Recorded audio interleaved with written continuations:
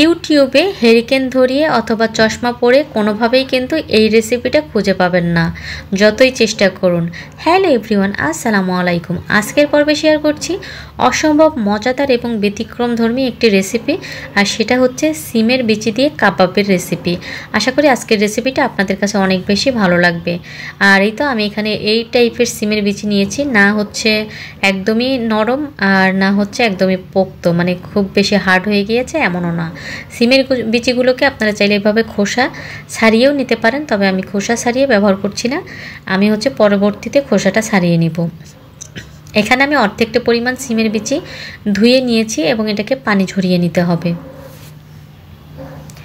আর সিমের বিচিগুলো হচ্ছে আমার বাচ্চারা খেতে চায় না, আমি এতদিন ধরে ট্রাই করছিলাম কিভাবে খাওয়ানো যায়, তো আল্লাহর রহমতে আমি সেই পদ্ধতিটা বের করতে সক্ষম হয়েছি। এখানে লাগছে বেশ কিছু হচ্ছে কিশমিশ এবং কয়েক টুকরা কাজু বাদাম, আর লাগবে হচ্ছে চিংড়ি মাছ। চিংড়ি মাছটাকে অবশ্যই খোসা ছাড়িয়ে তারপরে ব্যবহার করতে হবে। আমি সামান্য পরিমাণ কড়াইতে তেল দিয়ে দিলাম, এরপরে সিমের বিচিগুলো দিয়ে দিচ্ছি। এখন মিডিয়াম টু লো হিটের মাঝামাঝি রেখে, মানে চুলার জালটা, এই সিমের বিচিগুলো ভেজে নিতে হবে। আমি সামান্য পরিমাণে লবণ এবং সামান্য পরিমাণে হলুদ গুঁড়ো দিয়ে একটু সময় নিয়ে 5 থেকে 7 মিনিট ধরে সিমের বিচিগুলো অনবরত নেড়েচেড়ে ভেজে নেব। ভাজতে ভাজতে একসময় দেখা যাবে যে সিমের বিচিগুলো একদমই কমে এসেছে, আর এই বিচির উপরের যে খোসাটা সেটা একাই খুলে আসছে। এই যে দেখতে পাচ্ছেন, এটা প্রায় সিদ্ধ হয়ে এসেছে, তবে এখনও কিন্তু হয়নি। আর নাড়তে নাড়তে দেখতেই পাচ্ছেন এটা কতটা হয়ে গিয়েছে। সিমের বিচির উপরের খোসাটা কিন্তু অনেকটা পাতলা হয়ে আগলা হয়ে উঠে এসেছে, আর যেগুলো উঠে আসেনি সেগুলো আমি কিন্তু পরবর্তীতে ঠান্ডা করে তুলে নেব। এই যে, আর এই তো এভাবে কিন্তু নাড়তে নাড়তে আমার সিমের বিচিটা কিন্তু একেবারেই পারফেক্টলি হয়ে গিয়েছে, মানে ভিতরটা সিদ্ধ হয়ে গিয়েছে। এটা এখন নামিয়ে রাখবো। কড়াইটা ধুয়ে আমি আবারও সামান্য পরিমাণে তেল দিয়ে দিচ্ছি। এরপরে এখানে আমি দিচ্ছি ওই যে কিশমিশ আর কাজু বাদাম, এটাকেও অল্প জালে নেড়েচেড়ে একটু সময় নিয়ে ভেজে নিব। ওই একটু লালচে কালার হওয়া পর্যন্ত ভাজতে হবে আর কি। আমি চেষ্টা করেছি স্বাস্থ্যকর উপায়ে এবং সবচাইতে মজাদার এই রেসিপিটা শেয়ার করার জন্য। আমার বাচ্চারা কিন্তু সিমের বিচি খেতে চাইতো না, তবে মাশাআল্লাহ আলহামদুলিল্লাহ আমি এই রেসিপিটা তৈরি করে দেওয়ার পরে আমার বাচ্চারা বারবার রিকোয়েস্ট করতেছে আমাকে যে আম্মু আমাকে এই কাবাবটা আবারও তৈরি করে দাও। যাই হোক, আমি সব কিছু ভেজে নিয়েছি। এখন যে তেলটুকু ছিল সেই তেলের মধ্যে 1 কাপ ভর্তি করে পেঁয়াজ কুচি আর একটা বড় সাইজের রসুন এবং কতগুলো কাঁচামরিচ দিয়ে দিলাম। এখন কথা হচ্ছে, আপনারা ঝালটা আপনাদের পছন্দ অনুযায়ী কমিয়ে বাড়িয়ে অ্যাড করতে পারবেন। আমি একটু ঝাল ঝাল করব, এর জন্য কাঁচামরিচের পরিমাণটা একটু বেশি দিয়েছি। আর অবশ্যই পেঁয়াজ কুচির পরিমাণটা বেশি দেবেন, রসুনটাও একটু বেশি করে দেওয়ার চেষ্টা করবেন। এখন এর মধ্যে আমি সামান্য পরিমাণ লবণ দিয়ে দিচ্ছি, আর চুলার জালটা মিডিয়াম টু লোয়ের মাঝামাঝি রেখে সময় নিয়ে এই পেঁয়াজ রসুনকে হালকা একটু লালচে করে ভেজে নিব। হালকা লালচে কালার যখন চলে আসবে তখন এর মাঝখানটা আমি একটু ফাঁকা করে নিয়ে সামান্য পরিমাণ তেল দিয়ে দিব।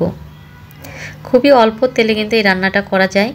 এরপরে ওই যে আগে থেকে খোসা ছাড়িয়ে রাখা চিংড়ি মাছগুলো দিয়ে দিচ্ছি। চিংড়ি মাছের উপরে সামান্য একটু লবণ এবং সামান্য একটু হলুদ গুঁড়ো দিয়ে জাস্ট 30 সেকেন্ড একটু নেড়ে নিব। এরপরে পুরো পেঁয়াজ রসুনের সঙ্গে চিংড়ি মাছটাকে আরও 2 থেকে 3 মিনিট ভেজে নিব। এ পর্যায়ে চুলার জাল কিন্তু একদমই কমানো, মানে মিডিয়াম টু লোয়ের মাঝামাঝি রাখা। দেখেই বুঝতে পারছেন পুরো প্রসেসটাই কিন্তু মিডিয়াম টু লোয়ের মাঝামাঝি রেখে চুলার জালটা তারপরে রান্নাটা করতে হবে। এভাবে নাড়তে নাড়তে একসময় দেখবেন যে পেঁয়াজটা অনেকটা কমে এসেছে, মানে আরও সফট হয়ে গিয়েছে। সে পর্যায়ে আগে থেকে ভেজে রাখা সিমের বিচিগুলো দিয়ে দিতে হবে। আমি সবগুলো খোসা ছাড়িয়ে নিয়েছি। দেখুন আরও কিছু খোসা ছিল, আপনাদের বোঝার সুবিধার জন্য আমি কিন্তু দেখিয়ে দিচ্ছি। এই যে ভাজতে ভাজতে অনেকগুলো খোসা একাই উঠে এসেছিলো, আর যেগুলো উঠে আসেনি সেগুলো আমি হাত দিয়ে উঠিয়ে নিয়েছি। তবে সবগুলোই তুলে নিতে হবে এমন কিন্তু না, কিছু যদি থেকেও যায় 2-1টা খোসা, তাতে কিন্তু সমস্যা নেই। আমি চিংড়ি মাছের সঙ্গে খুব ভালো করে মিশিয়ে দিলাম সিমের বিচি। এরপরে আগে থেকে ভেজে রাখা কাজু এবং কিশমিশটাও দিয়ে দিলাম।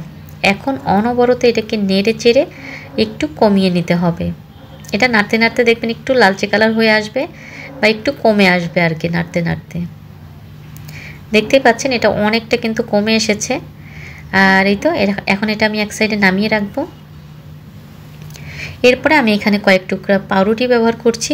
ওই তো 5 টুকরার মতো পাউরুটি ব্যবহার করছি। আমি যে পরিমাণ সিমের বিচি নিয়েছি মানে সে পরিমাণের জন্য 5 টুকরো এনাফ। আপনারা যদি বেশি করে তৈরি করেন পাউরুটির টুকরোটা বাড়িয়ে দিতে পারেন। চারপাশের আমি পাউরুটির যে লাল অংশ থাকে সেটা ফেলে দিচ্ছি, দিয়ে একটু টুকরো টুকরো করে নিচ্ছি আর কি। এরপরে একটা ব্লেন্ডারের জাগে দিয়ে দিচ্ছি। আর আগে থেকে ওই যে ভেজে রাখা সিমের বিচির যে হচ্ছে মিশ্রণটা ছিল সেটা দিয়ে দিচ্ছি। আমি গরম অবস্থায় এটাকে ব্লেন্ড করব, আপনারা চাইলে ঠান্ডা করার পরেও ব্লেন্ড করতে পারেন। একদম মিহি করে এটাকে আমি ব্লেন্ড করে ফেলবো। আর দেখতে পাচ্ছেন এটা কতটা পারফেক্ট এবং কতটা সুন্দর হয়েছে আর কতটা হচ্ছে কি বলবো আঠালো হয়েছে। এখন আমি এর মধ্যে লেবুর রস দিব। আমার টোটাল এখানে লেবুর রস লেগেছিল একটা বড় সাইজের। লেবুর রসটা স্কিপ করবেন না, এই লেবুর রস দেওয়ার কারণে এটার স্বাদ কিন্তু বহু গুণে বেড়ে যাবে। এরপরে এর মধ্যে আমি দিয়ে দিচ্ছি ধনিয়া পাতা কুচি। আমি আগে থেকে কুচি করে রেখেছিলাম। আর পেঁয়াজটাকে চেষ্টা করবেন একটু মিহি কুচি করে দেওয়ার জন্য। আমি একটু চপড করে নিচ্ছি আর কি। আপনারা চাইলে চপ করে নিতে পারেন, আবার হচ্ছে একটু কুচি কুচি করেও কেটে নিতে পারেন। ধনিয়া পাতাটা স্কিপ করবেন না, ধনিয়া পাতা এবং পেঁয়াজ কুচিটা অবশ্যই ব্যবহার করতে হবে। যাই হোক এটা আমি হচ্ছে সিমের ওই যে কাবাবের মধ্যে দিয়ে দিচ্ছি ধনিয়া পাতা কুচি এবং পেঁয়াজ কুচি। এরপরে এর মধ্যে আমি দিব 1 চা চামচ হচ্ছে ভাজা জিরা গুঁড়া। আর এই তো বাস সব কিছু উপকরণ মেশানো শেষ। এখন আমি হাত দিয়ে ভালো করে মেখে নিব এটাকে। আর এই পর্যায়ে মাখতে মাখতে আপনারা লবণটা টেস্ট করে নেবেন, আবার লেবুর পরিমাণটা ঠিক আছে না কিনা সেটাও টেস্ট করে নিতে পারেন। দেখতে পাচ্ছেন এটা কতটা আঠালো হয়েছে, হাতের সঙ্গে কি সুন্দরভাবে লেগে আসছে। আমার মনে হচ্ছিল লেবুর পরিমাণ সামান্য কম হয়েছে, আমি আরও 1 স্লাইস লেবুর রস দিয়ে দিলাম। এরপর এটাকে আবারও খুব ভালো করে মিশিয়ে নিব। আর এই তো এখন আমি হচ্ছে হাতটা একটু ক্লিন করে আসব। ক্লিন করার পরে হাতে সামান্য পরিমাণ আমি হচ্ছে সরিষার তেল ব্যবহার করলাম। এতে করে হাতে মিশ্রণটা লেগে যাবে না, কাবাবগুলো সুন্দর করে বানানো যাবে। আমি আমার পছন্দ অনুযায়ী শেপ দিয়ে নিচ্ছি, আপনারা আপনাদের পছন্দ অনুযায়ী শেপ দিয়ে নেবেন।